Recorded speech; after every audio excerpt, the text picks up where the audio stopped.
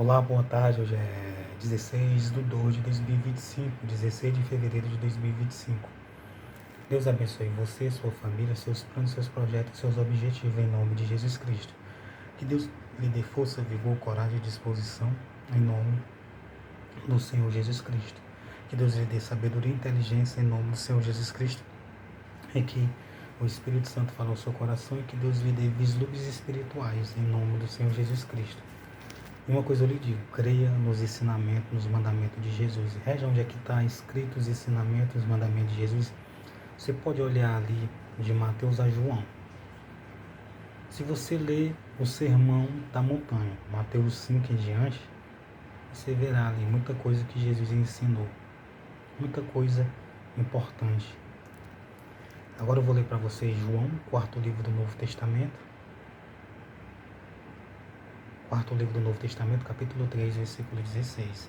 Porque Deus amou o mundo de uma tal maneira que deu o seu Filho unigênito, para que todo aquele que nele crê não pereça, mas tenha a vida eterna.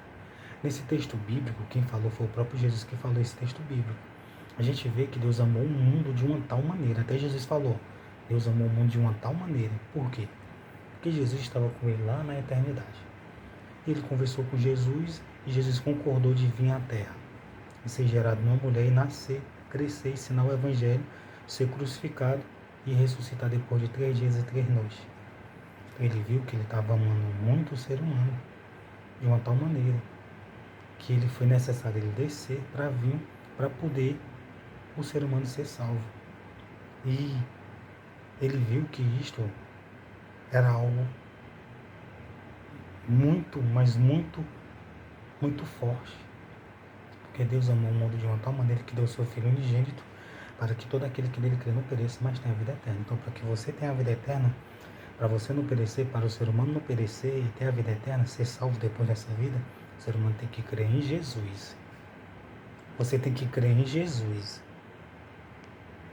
Cristo, no que ele ensinou, no que ele mandou, no que ele falou, nos milagres, nas curas, nas ressurreição, na obra da cruz.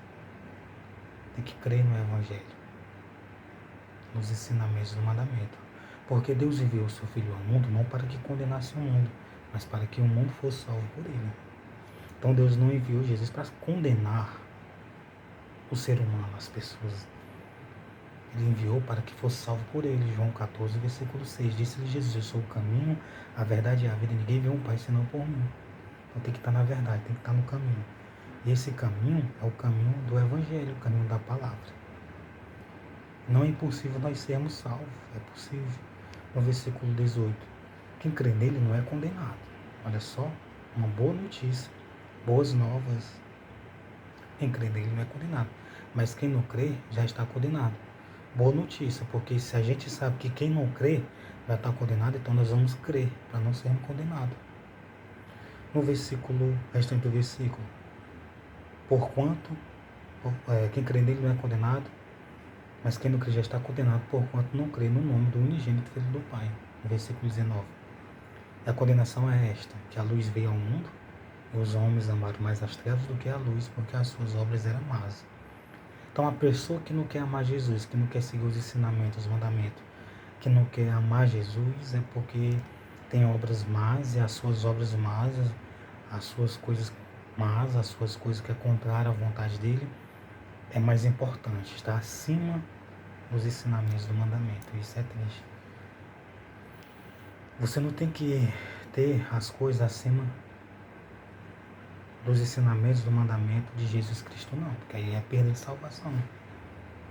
Tudo tem que estar abaixo de Deus e de Jesus Cristo na sua vida. Você tem que ter Deus e Jesus Cristo acima de tudo. Então, 2 Reis 10, versículo 15 em diante, Antigo Testamento, parte 2131. Então, 2 Reis 10, versículo 15. Então, estou fazendo esses vídeos para as pessoas que seguem eu nas redes sociais visualizar, entender e crer e ser salvo. E não ser condenado. Ou coisa boa, hein?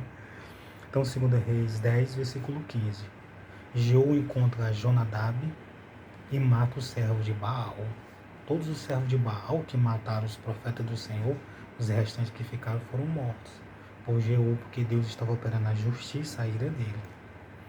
Então no versículo 15 está escrito assim: e partiu dali e contou a Jonadab, filho de Recabe, que lhe vinha ao encontro, o qual o saudou e lhe disse: reto é o teu coração, como o meu coração é com o teu coração. E disse Jonadab: é?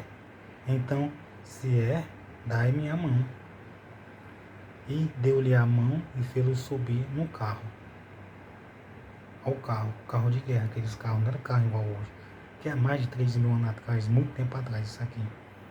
E disse: vai comigo e verás o meu zelo para com o Senhor. E o puseram no seu carro. Então ele disse: ó, vai comigo.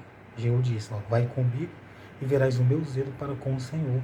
E puseram no seu carro. E chegando a Samaria, feriu todos os que ficaram de Acabe em Samaria, até que os destruiu, conforme a palavra que o Senhor dissera a Elias. Então o próprio Senhor disse essa palavra, que a semente, a descendência de Acabe seria destruída.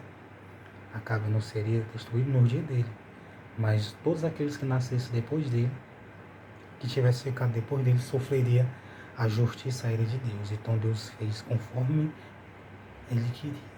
Então Deus usou Jeú, usou vários e outros para poder operar a justiça ira de Deus, a justiça ira de Deus sobre a vida deles. Sabe por quê? Porque eles faziam muitas e muitas coisas má contra os servos do Senhor, contra aqueles que criam no Senhor, contra aqueles que queriam fazer a vontade do Senhor. Então eles fizeram tudo isso.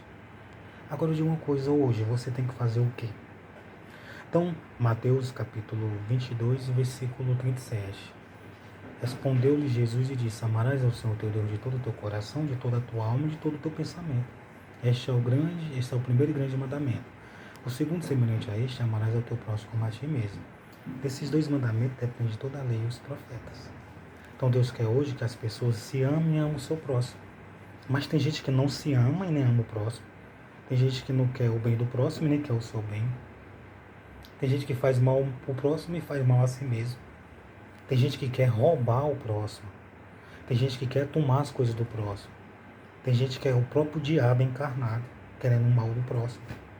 Aí como é que quer ser salvo? Tem gente que é pior do que o diabo, pior do que os demônios, pior do que os espíritos imundos e espíritos malignos, querendo destruir, querendo atrapalhar, querendo tomar o que é dos outros, querendo arruinar, perseguindo, atrapalhando, querendo o mal dos outros. Não seja assim você. Se você está sendo assim, peça perdão a Deus e peça a Deus para lhe ajudar a amar o seu próximo. Peça a Deus: Deus me ajuda a me amar e ajude eu a amar o meu próximo. Porque se você não amar você nem o seu próximo, você não será salvo.